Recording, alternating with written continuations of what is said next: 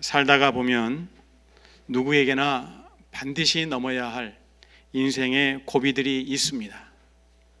우리가 특별히 이민자로서 이 땅에 살아가다 보면서 뒤돌아보면 그 고비들을 눈앞에 두고 얼마나 마음 졸이고 또 두려움 속에서 얼마나 남모르게 떨었는지 모릅니다.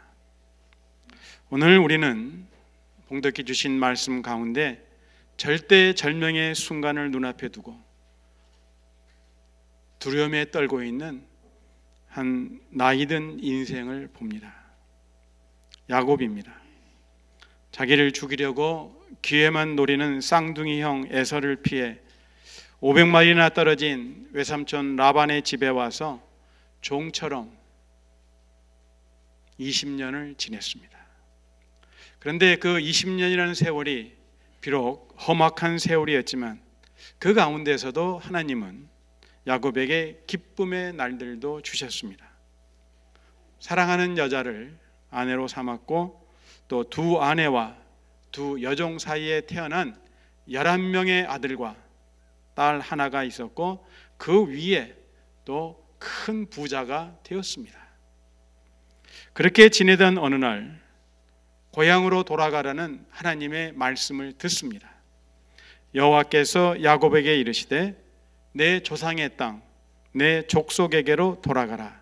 내가 너와 함께 있으리라 하신지라. 창세기 31장 3절의 말씀입니다. 그래서 야곱은 하나님의 말씀에 따라 두 아내와 함께 모든 소유물을 이끌고 고향 가나안으로 돌아갑니다. 그런데 고향 땅이 가까우면 가까울수록 야곱의 마음은 점점 무거워지는 거예요. 점점 크게 다가오는 얼굴, 살기등등한 형 에서의 얼굴 때문입니다. 두렵고 불안한 생각을 떨쳐버릴 수가 없지요. 그래서 요단강 가까이 이르렀을 때 야곱은 믿을 만한 사람들을 골라 인사차 에서에게로 먼저 보냅니다. 그런데 에서를 만나고 돌아온 사람들의 말이 야곱의 간담을 더욱 서늘하게 만듭니다. 에서가 용사 400명을 거느리고 야곱을 만나러 온다는 소식입니다. 에서는 사냥에 뛰어난 사람이니 그와 함께한 400명도 분명 싸움에 뛰어난 사람들이 확실합니다. 이 말을 듣는 야곱은 심히 두렵고 답답했어요. 답답하고 두려움 가운데서도 이 야곱이 영악한 사람이에요. 자기와 함께한 노위와 짐승들을 두 떼로 나누어 놓습니다. 그리고 말하기를 에서가 와서 한 떼를 치면 남은 한 떼는 피하리라. 32장 8절 말씀이에요. 망하더라도 자기 먹고 살 것은 챙기겠다는 속셈이죠. 재산을 두 떼로 나누어 놓고서야 야곱은 하나님께 기도합니다. 우리는 기도 먼저 했을까요? 아니면 나누는 것부터 먼저 했을까요? 야곱이 하나님께 기도한 내용이 32장 9절부터 12절인데 11절 말씀을, 그 중에 11절 말씀을 제가 읽습니다. 내가 주께 간구하오니 내 형의 손에서 에서의 손에서 나를 건져내시옵소서. 내가 그를 두려워함은 그가 와서 나와 내 처자들을 칠까 겁이 나기 때문이니이다. 32장 11절 말씀이에요. 야곱은 할 수만 있다면 피하고 싶은데 피할 수 없는 형 에서와의 만남을 눈앞에 두고 에서와의 만남이 안전한 만남이 되게 해달라고, 아무 일 없게 해달라고 하나님께 간절히 기도합니다. 우리가 한번 생각해 볼 수 있죠. 11명이나 되는 아들과 또 많은 소유를 거느린 부자 야곱이 에서를 만나도 되지 않는 곳으로 멀리 가서 살면 될 텐데 왜 에서를 피할 수 없는 그 길을 가야만 했을까요? 좀 궁금하지 않아요? 그 정도의 가족이 있고 그 정도 재산이 있다면 멀리 이민 가가지고 아무도 모르는 곳에 가서 넉넉히 살 수 있지 않겠어요? 야곱이 에서를 피할 수 없는 길을 가야만 했던 이유는 조상의 땅, 약속의 땅으로 가지 않으면 안 되었기 때문에 그렇습니다. 그가 가야 될 목적지가 이미 정해져 있었어요. 베델에 하나님이 약속하셨습니다. 너가 누워있는 땅을 내가 너와 내 자손에게 주리니. 28장 13절 말씀입니다. 그리고 31장 3절에서도 하나님께서 야곱에게 조상의 땅으로 가라고 하셨기에 야곱은 가나안으로 가야만 하는 거예요. 다른 길로는 다른 곳으로는 갈 수가 없습니다.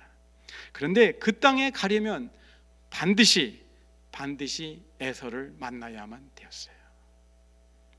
에서를 만남은 야곱에게 피할 수 없는 운명이었습니다.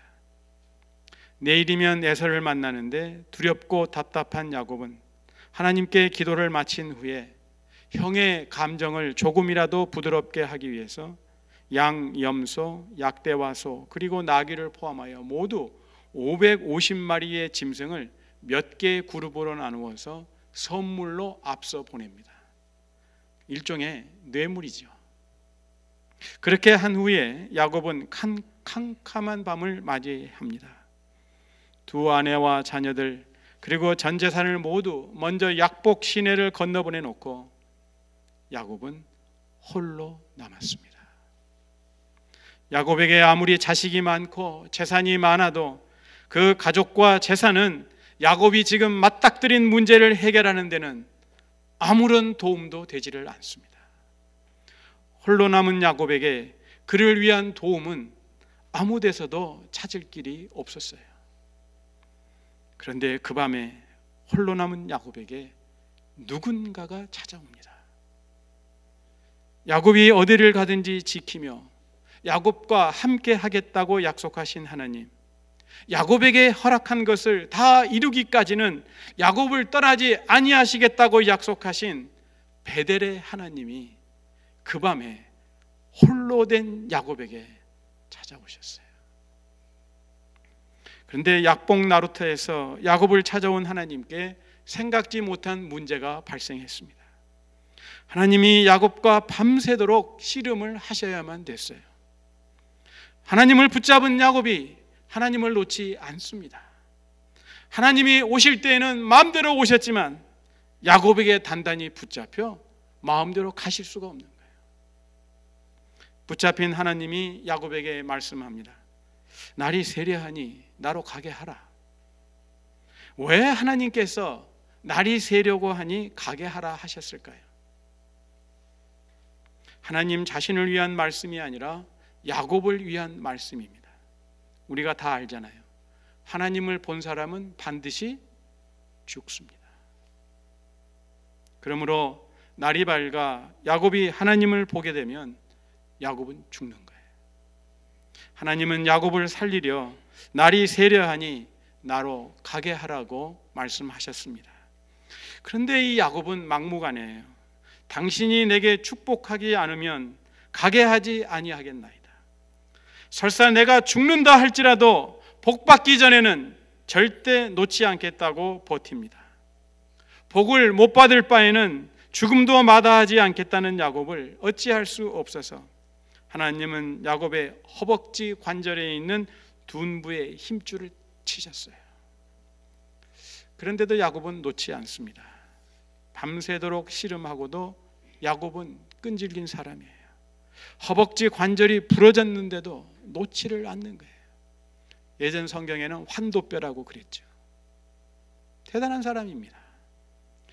이때 야곱의 나이가요, 적어도 93살은 넘었어요. 근데 아직 100살은 되지는 않았습니다. 생각해 보세요. 마음이 두렵고 답답하니 그날 저녁에 야곱이 음식인들 제대로 먹었겠어요? 그런데 90살이 넘은 노인이 밤새도록 죽자 사자 씨름을 하고 허벅지 관절까지 부러졌는데도 포기하지 않고 축복해달라며 매달립니다. 그런데 동력이 밝아오는 거예요. 하나님이 다급하셨습니다. 이름을 묻습니다. 내 이름이 뭐냐? 야곱이라 대답합니다. 쌍둥이 형 에서의 발뒤꿈치를 잡고 태어났다 하여 붙여진 이름입니다. 결코 떳떳하거나 자랑스러운 이름이 아니지요. 그러자 하나님께서 다시는 야곱이라 부르지 말고 이스라엘이라 부르라 명하십니다. 그렇게 이름을 짓는 이유는 야곱이 하나님과 및 사람들과 겨루어 이겼기 때문이라고 말씀하십니다. 그러면 이스라엘, 이 이름에는 무슨 의미가 있을까요? 우리가 가지고 있는 성경 난회주에 보면은 밑에 그 뜻을 하나님과 겨루다 혹은 하나님이 겨루다 이렇게 기록되어 있습니다. 그러므로 이스라엘이라는 이름은 야곱과 그 후손들 또한 새 이스라엘이 된 우리가 어떻게 살아야 하는지 깨달음을 줍니다. 우리가 살아가는 인생살이는 험악해서 많은 문제들로 얽혀 있어요. 자녀들의 문제, 부부간의 문제, 또 장래와 진로의 문제, 경제의 문제, 또 인간관계의 문제 등 문제들이 끊이지 않아요.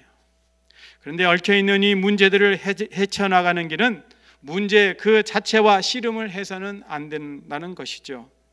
시간만 낭비하고 힘만 빠지지 해결은 안 됩니다. 야곱을 비롯해서 하나님의 백성들이 삶의 문제들에 부딪힐 때마다, 인생의 고비에 부딪혔을 때마다 문제 대신에 하나님과 씨름해야 된다. 하나님과 겨루어야 된다는 말씀입니다. 하나님이 문제를 해결해 주시도록 하나님께 매달려야 합니다. 자, 그런데 하나님과 사람이 겨루면 누가 이길까요? 하나님하고 사람이 겨루면 누가 이겨요? 그런데 성경을 보면 하나님과 겨루었던 사람들은요, 항상 하나님을 이겼어요. 소돔과 고모라 성을 멸망시키려는 하나님의 계획을 듣고 하나님과 겨루었던 아브라함, 결국은 아브라함의 뜻대로 되잖아요. 10명까지 낮춰놓잖아요. 또 미디안 사람, 또 아말렉과 동방 사람들이 이스라엘을 치러 왔을 때 양털로 하나님과 씨름했던 기드온, 어때요? 하나님이 기드온의 소원대로 이루어 주잖아요. 또 자식을 낳지 못해 눈물로 하나님과 씨름했던 사무엘의 어머니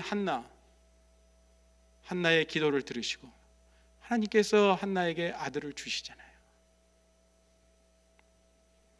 하나님께 간절히 매달렸던 사람들의 간구를 하나님은 결코 외면하지 아니하십니다. 아니, 외면하지 못하세요. 생각해 보세요. 부모와 자식이 겨루면 결국 누가 이겨요? 자식이 이겨요. 아버지는 아들이 3살, 4살밖에 안 됐어도요, 아버지하고 아들하고 권투를 하든지 레슬링을 하든지 아버지는 아들의 스파링 상대밖에 안 돼요. 결국은 누가 이겨요? 아버지가 져요. 아버지는 늘 이길 듯 하다가 결국은 아들에게 져줍니다. 그러니까 그날 밤 홀로 남은 야곱을 찾아오신 하나님은 저주로 오신 거예요. 그리고 마침내 야곱이 원하는 대로 하나님은 야곱에게 복을 주십니다. 야곱은 교활한 사람이었어요. 그런데 우리와 다른 점이 있다면 야곱은 하나님의 복에 대해서는 누구보다 집념이 강했고, 그리고 그 복을 얻기 위해서는 끈질기게 매달린 사람이었어요. 우리가 하늘의 복에 대해서 집념이 얼마만큼 강합니까? 그 복을 누리기까지 얼마나 끈기 있게 매달립니까? 인생의 고비를 눈앞에 두고 약복나루에서 하나님을 만나 집념과 끈기로 마침내 이스라엘로 변화되는 복을 누리게 된 야곱에게 불확실하고 불안했던 앞날이 확신에 찬 앞날로 다가옵니다. 하나님과 및 사람들과 겨루어 이겼음이니라 하신 하나님의 말씀에 야곱은 겸손하게 그러나 확신 가운데 새날을 맞이합니다. 하나님과 대면해도 내 생명이 보존되었으니 이제 형과 대면해도 내 생명이 보존되리라. 확신이 다가왔던 거예요. 야곱의 눈앞에 펼쳐진 세상은 어제와 다름없는 세상이었지만 야곱에게는 전혀 새로운 세상이었습니다. 이제 날이 밝아 야곱이 에서를 만났을 때 어떤 일이 일어났나요? 그들은 반가워서 서로 목을 얼싸안고 울었습니다. 그리고 야곱과 그의 가족들 그리고 재산이 하나도 상하지 않았습니다. 그토록 두려워했던 형과의 만남이 이렇게 이루어졌습니다. 그리고 야곱이 염려했던 일은 하나도 일어나지 않았지요. 하나님과 겨루어 이긴 야곱, 아니 이스라엘은 사람과 겨루어서도 이겼습니다. 야곱은 하나님과 씨름했던 그 약복 나루터를 브니엘이라 불렀어요. 이 브니엘 혹은 푸니엘, 이 말은 푸니엘입니다. 그래서 하나님의 얼굴이라는 뜻이에요. 왜? 하나님의 얼굴을 대면해도 내 생명이 보존되었다. 그래서 그곳 이름을 브니엘이라 불렀는데, 야곱이 이 브니엘을 지날 때 아침 햇살이 그의 얼굴을 비쳤습니다. 그러나 이스라엘은 어긋난 허벅지 관절로 인해서 쩔뚝거리며 걷습니다. 허벅지 관절이 어긋났다 함은 그가 100살이 다 되도록 일생 동안 야곱을 지탱해 주던 그것이 이제 무너졌다는 얘기입니다. 소용없게 되었다는 말씀입니다. 이후로 야곱은 평생 장애자로 지냅니다. 야곱이 147살에 죽거든요. 그러니까 거의 약 50년을 지체 장애자로 살아가는 거예요. 야곱이 어긋난 허벅지 관절 때문에 불편하고 고생할 때마다 하나님을 원망했을까요? 아니죠. 오히려 감사했습니다. 왜냐? 어긋난 허벅지 관절은 야곱의 생명 대신 바쳐진 제물이었습니다. 하나님의 얼굴을 본 자는 반드시 죽어야 되는데 생명이 보존되었잖아요. 대신 하나님께서 야곱의 허벅지 관절을 취하신 거예요. 밤새 씨름했던 상대가 하나님이심을 깨닫고 야곱이 고백하지요. 내가 하나님과 대면하여 보았으나 내 생명이 보존되었다라고. 하나님은 야곱의 생명 대신 야곱의 허벅지 관절을 취하셨습니다. 그러므로 이제 이스라엘이 된 야곱은 허벅지 관절, 즉 자기 자신을 의지하는 것이 아니라 허벅지 관절을 무너뜨려버린, 소용없게 만들어버리신 하나님만을 붙드는 인생이 되었습니다. 오늘날 인생의 고비를 만날 때마다 우리가 의지하는 것이 무엇입니까? 하나님이 아닌 다른 것들은 다 부러져야 합니다. 브니엘에서의 새 아침은 오직 하나님만을 의지해야 하는 이스라엘의 새로운 시작입니다. 야곱과 날이 새도록 씨름하신 하나님은 야곱이 홀로 남았던 밤중에 찾아오셨어요. 그리고 해가 돋을 때 떠나셨습니다. 그런데 우리에게도 밤에 왔다가 해가 돋을 때 떠난 분이 계시니 예수님입니다. 하나님의 독생자 예수님은 별빛이 반짝이는 어둠 가운데 유대 땅 베들레헴에 오셨습니다. 그리고 죄 때문에 죽을 수밖에 없었던 우리들을 위해 십자가에 못 박혀 돌아가시고 장사한 지 3일 만에 어둠을 박차고 새벽에 무덤을 떠나셨습니다. 그렇습니다. 브니엘에서 맞이했던 새 아침은 바로 야곱에겐 부활의 아침이요, 하나님의 은혜 안에서 새롭게 된 피조물의 새날이었습니다. 자기가 가지고 있었던 일생 동안 모았던 모든 것들을 앞서 떠나보내고 자신을 일생 동안 지탱해 주던 허벅지 관절이 부러졌지만 이제부터는 전적으로 하나님만 의지하는 새로운 피조물로 변화된 새날이었습니다.